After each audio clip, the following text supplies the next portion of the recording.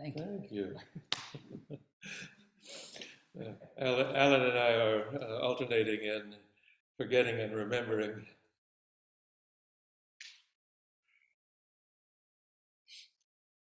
But Allan has introduced what I would call the psychic element, the psychic dimension of yoga asana. And I have, as I have been saying in my lectures, all of the practices of yoga in various schools ultimately have the intention of liberating the psychic being in us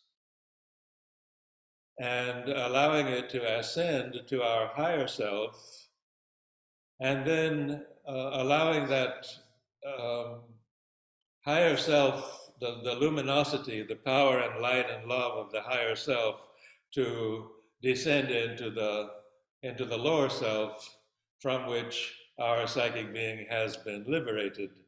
Um, and so this ascent, the ascent of our aspiration and the descent of the gods into us, into the different levels of our being, beginning with the highest levels of superconscious self, um, is the fundamental movement of yoga, and you can perceive it there in all of the um, forms, all of the structures that exist. So what I'll be emphasizing tomorrow is the sutra, mantra, tantra aspect, those schools, leading into what Sri Aurobindo calls integral yoga, which means to offer all of our life, all the activities of our life, all of the movements of our being to that divine process of ascent and descent, and not to restrict it to any particular practice or school of thought, but to offer life, atma samarpana, giving ourselves to that higher consciousness which is in us, and it is a potential always to be realized. Got it? Clear? Clear enough? Um, so those are the things I've been saying in our previous meetings, and Allan has incorporated this psychic dimension uh, into some fundamental asanas, whose names have been the clue. It's, Tad asana and Vajra asana. It's for anyone who knows a little bit the Sanskritic tradition knows what that means. And so what's being revealed here, I think, is a dimension which was always intended uh, in that school of yoga. Similarly, in pranayama, pranayama is not about the breath; it is about the prana, and the prana is used in pranayama to. The breath is used in pranayama to circulate the prana and purify our being, our organism first, and then our consciousness, and then our higher spiritual self.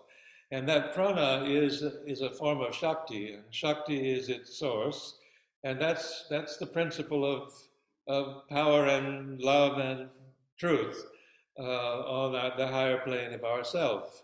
The Shakti is the force of that will and truth of ourselves, and it animates the prana, and it animates the body and the life and the mind. It's always there, but we're not conscious of it. Yoga is the process of becoming conscious of it, first through liberating the psychic being from the bonds of the lower self and allowing that to become a channel and instrument for the higher self to descend and transform our life. So this is yoga in a nutshell. Sri Aurobindo's teaching is um, a form of the Vedic tradition, it's an oral transmission, even though it's written in thousands of pages. It's actually an oral transmission. It needs to be heard. And this is clearest in Savitri, the mantra of transformation. It's a book of some 40 chapters and 40,000 lines of mantric poetry. But it's written in 10 page, roughly 10 page cantos. And these are all yogic teachings. So I would like to read a section from one of the cantos now that conveys the essence of this idea we have been hearing this morning, the idea of peace, stillness, the liberation of the inner being,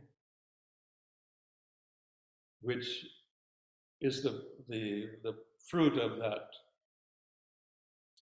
with the realization of that stillness, which is itself the Brahman. The nature of the Brahman is the absolute stillness of being, because it is unchanging. The Brahman, which is the source of the will and the Shakti of existence, is itself unchanging. It is immobile. And that principle of immobility is the basis of our being. We don't often give ourselves a chance to realize it. But through practice, we do realize it. And that becomes the foundation of our spiritual development. The peace and the stillness are the fundamental necessity of our spiritual evolution. So this, the section of this canto that I will read is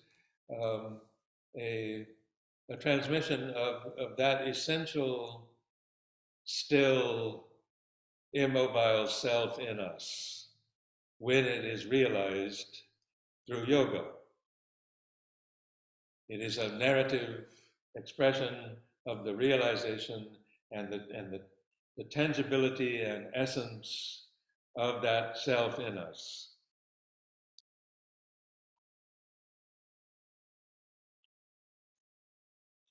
Out of this world of signs, suddenly he came into a silent self, where world was not,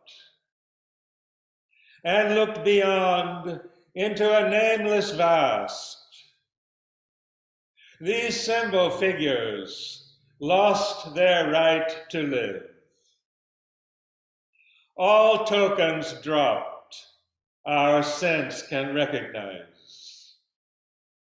There the heart beat no more at body's touch. There the eyes gaze no more on beauty's shape. In rare and lucent intervals of hush, into a signless region he could soar, packed with the deep contents of formlessness, where world was into a single being wrapped, and all was known by the light of identity, and spirit was its own self-evidence. The Supreme's gaze looked out through human eyes, and saw all things and creatures as itself, and knew all thought and word as its own voice. Their unity is too close for search and clasp.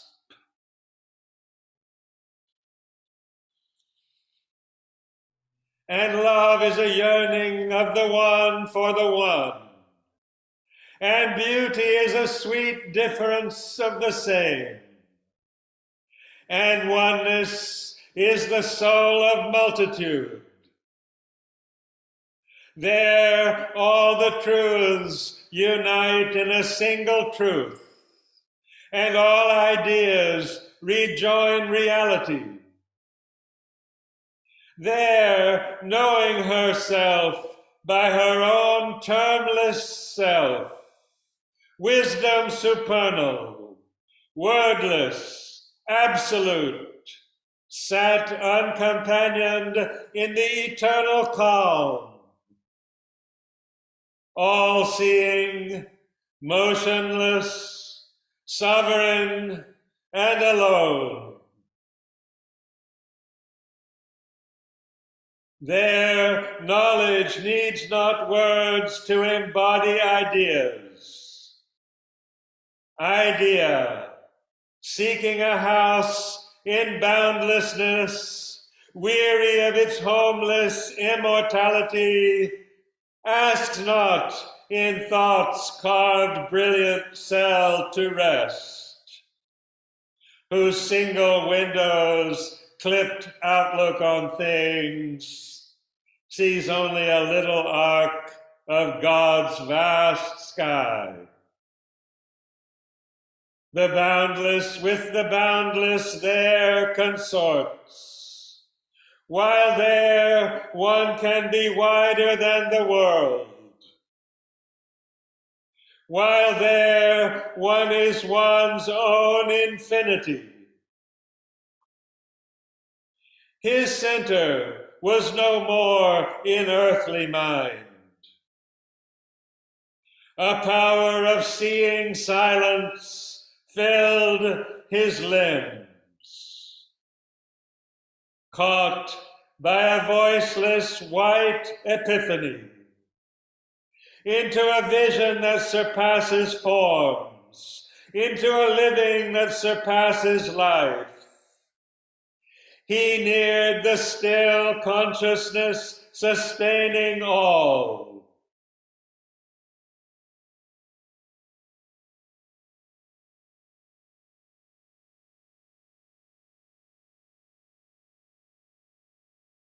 The voice that only by speech can move the mind became a silent knowledge in the soul. The strength that only in action feels its truth was lodged now in a mute, omnipotent peace. A leisure in the labor of the worlds. A pause in the joy and anguish of the search. Restored the stress of nature to God's calm. A vast unanimity ended life's debate. The war of thoughts that fathers the universe. The clash of forces struggling to prevail in the tremendous shock that lights a star, as in the building of a grain of dust. The grooves that turn their dawny lips in space, plowed by the seeking of the world's desire, the long regurgitations of time's flood, the torment edging the dire force of lust that wakes kinetic in earth's dullard slime and carves a personality out of mud. The sorrow by which nature's hunger is fed, the westress which creates with fire of pain the fate that punishes virtue with defeat, the tragedy that destroys long happiness, the weeping of love, the quarrel of the gods, ceased in a truth which lives in its own light.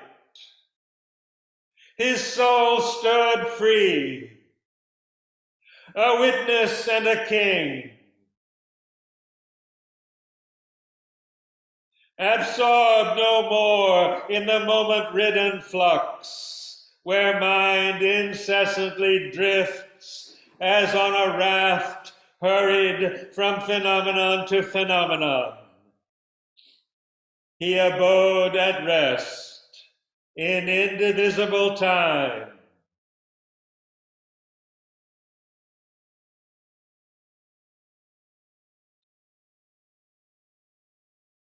as if a story long written but acted now.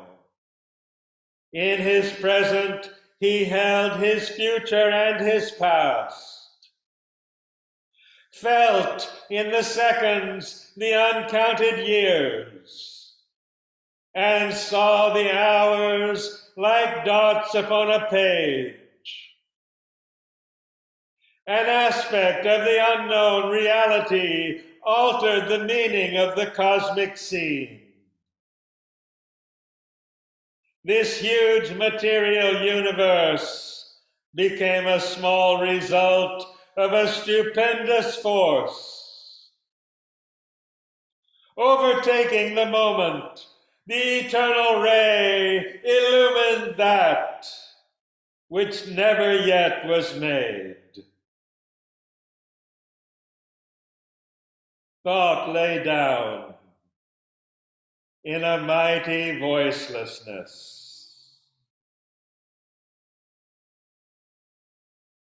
The toiling thinker widened and grew still.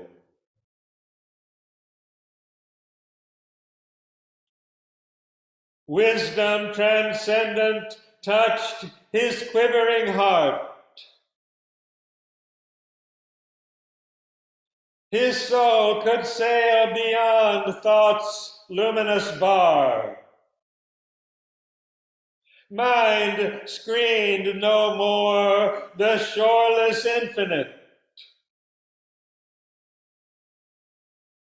Across a void retreating sky, he glimpsed through a last glimmer and drift of vanishing stars the superconscient realms of motionless peace, where judgment ceases and the word is mute.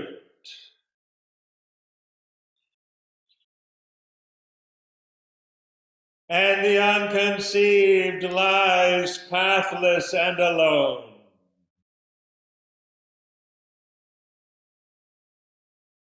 There came not form or any mounting voice.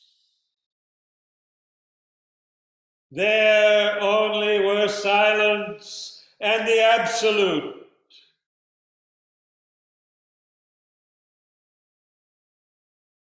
Out of that stillness, mind newborn arose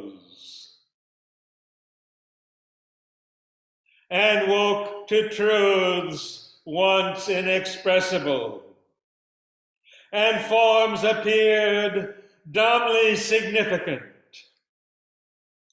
A seeing thought, a self-revealing voice. He knew the source from which his spirit came.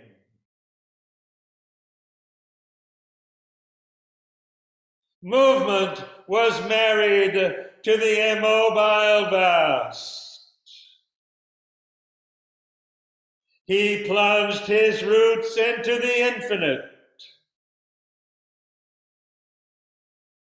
He based his life upon eternity.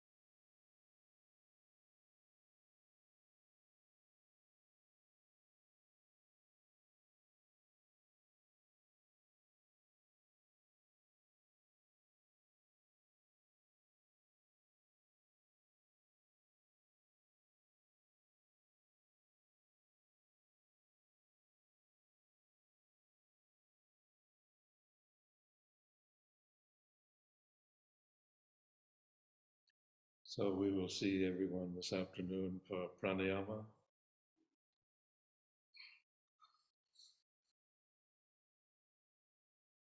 Did you want to say anything more? What time? No. It's 3 to 5 today. So we're looking at 3 to 5 this afternoon. And this has been recorded. In fact, I'm gonna stop the recording right now. Stop recording. It's thick square, the black square.